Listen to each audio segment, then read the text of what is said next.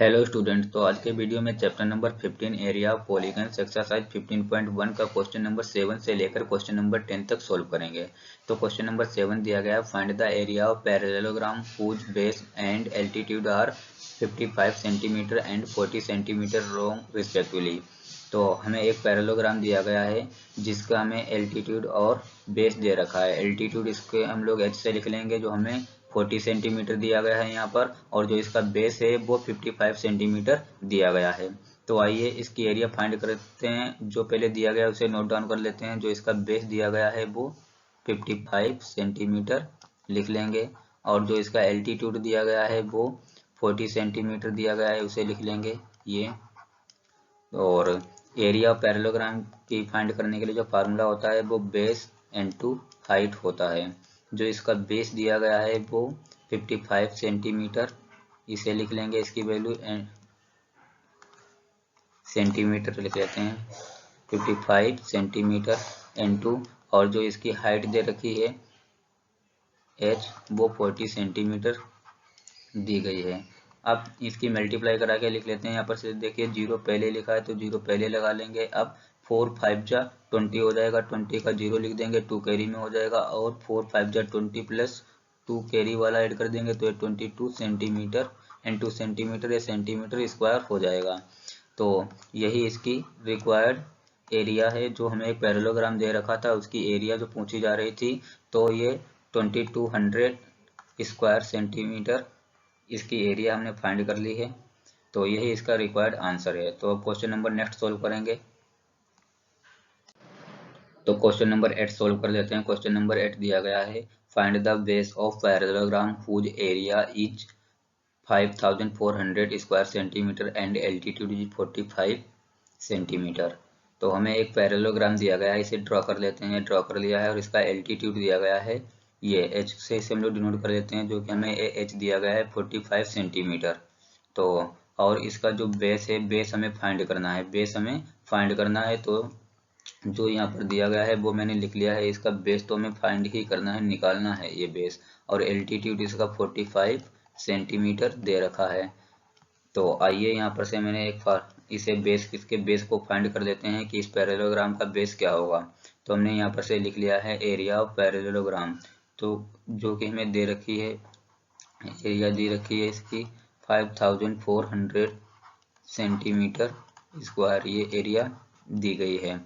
और इसके लिए जो एरिया ऑफ पैरेललोग्राम के लिए जो फार्मूला होता है वो बेस इनटू हाइट होता है, ये बेस इनटू हाइट होता है। तो इसे लिख लेंगे यहाँ पर से as it is 5400 centimetre square, ये हो गया। अब क्या करेंगे, इसका जो एल्टीट्यूड हमें यहाँ पर से दिया गया है, ये जो एल्टीट्यूड दिया गया है h, इसकी वैल्यू उठाएंगे, यहाँ पर से हम लोग रखेंगे आकर के। तो आइए रख लेते हैं। तो हम लोग b को हम लोग एज इट इज ऐसे ही रहने देंगे, और ये 45 सेंटीमीटर दे रखा है तो इसे लिख लेंगे आकर, और ये 5400 centimetre square as it is अभी ऐसा ही चलता रहेगा ये। अब क्या कर लेंगे, इस 45 सेंटीमीटर को उठाएंगे और इस 5400 सेंटीमीटर स्क्वायर के नीचे ले आएंगे। ठीक है, तो ले आते हैं यहाँ पर। तो ये इक्वल लगा के हम लोग लिख लेंगे 5400 सेंटीमीटर स्क्वायर। अब इस 45 सेंटीमीटर को उठा के इस साइड में ले आएंगे, तो ये 45 सेंटीमीटर ये हो गया। और जो हमारा b था, b एज इट इज ऐसे ही लिखा रहने देंगे।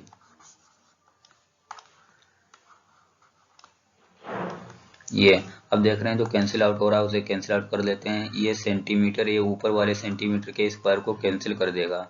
अब जो यहाँ नंबर में कैंसिल आउट हो रहा है उसे कर लेते हैं। तो हम लोग देख रहे हैं कि 9 5 जा 45 होता है, और 9 6 जा 54 होता है। तो यहाँ से अब जो बचा है उसे लिख लेंगे आकर के। यहाँ से ये 6 और 00 ये बचे हैं, ये नीचे 12 दिया गया है। ये सेंटीमीटर स्क्वायर कैंसिल हो गया था तो सेंटीमीटर रह गया है यहाँ पर। अब देख रहे हैं जो कैंसिल आउट हो जा रहा है, ये 5 बन जा 5 हो जाएगा, 5 बन जा 5, तो यहाँ पर से 6 में से 5 चला जाएगा तो 1 बचेगा, तो इधर 10 हो जाएगा, और 5 2 जा 10 हो जाएगा और इसमें एक जीरो रह गया है उसे लिख लेंगे यहाँ से और ये पूरा नंबर कैंसिल आउट कर देंगे। जो बचा है उसे लिख लेते हैं इधर, ये 120 सेंटीमीटर ये हो गया। तो इसका जो बेस फाइंड करना था, बेस हमने फाइंड कर लिया है यहाँ पर से 120 सेंटीमीटर। तो इसे हमने फाइंड कर लिया। इसे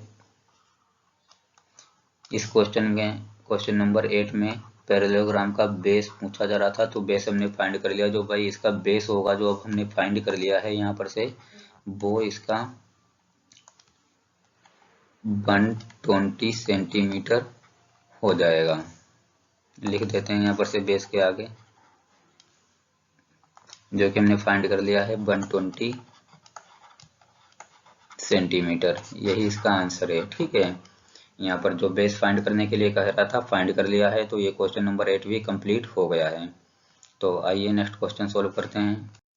तो क्वेश्चन नंबर 9 सोल्व कर देते हैं। क्वेश्चन नंबर 9 दिया गया है, find the length of a diagonal of a square if it's area is 484 centimetre square.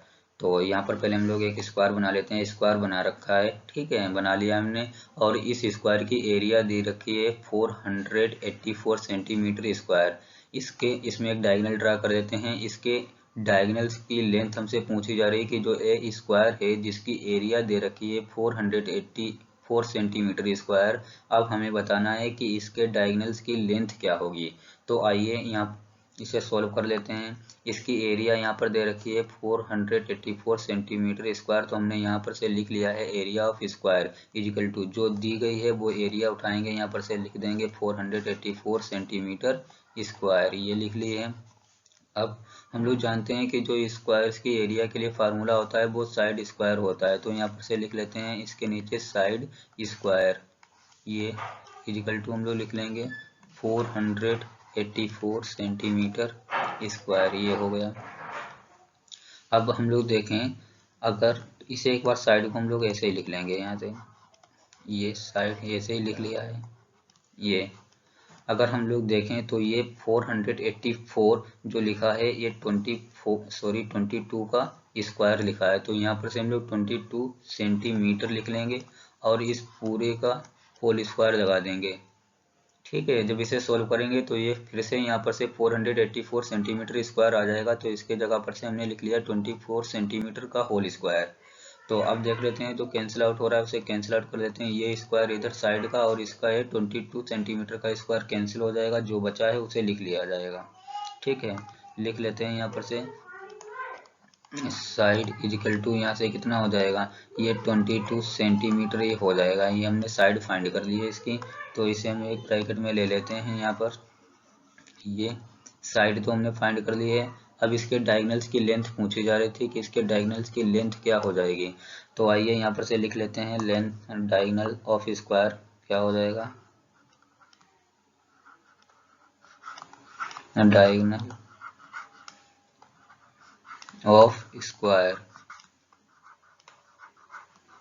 ये हो जाएगा इजिकल टू √2, इसके लिए फार्मूला होता है, और इनटू साइड ये होता है यहाँ से। अब क्या करेंगे, जो यहाँ पर से इसकी वैल्यू दी गई है √2 हम लोग ऐसे ही लिख लेंगे।